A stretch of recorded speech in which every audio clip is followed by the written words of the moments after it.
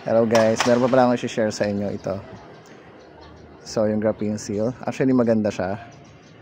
Makintab talaga siya pag ilalagay nyo. So pero meron lang akong gustong i-share na parang for awareness of everyone.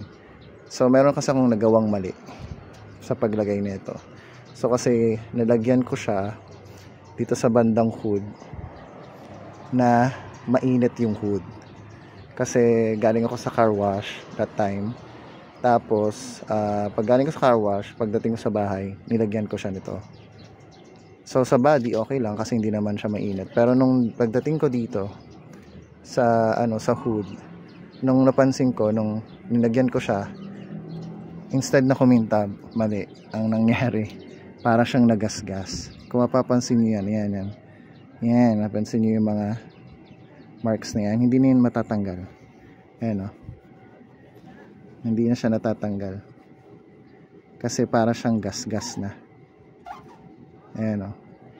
So yan yung mali ko. So nalagyan ko siya, punasan ko siya. Ayan o. Napunasan ko siya nang mainit pa yung hood.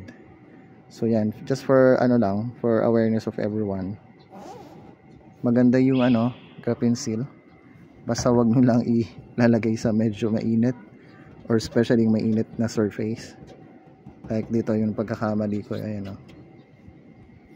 So hindi ko na siya matanggal. Tumigas na siya eh. Para siyang gas-gas na. Ito yung napapansin niya. Yan. Nakikita nyo sa nakikita nyo sa video. So yun lang guys. I hope nakatulong. So maganda siya. Pero wag nyo siyang i-apply sa mainit na surface. Okay? Yun lang. Bye.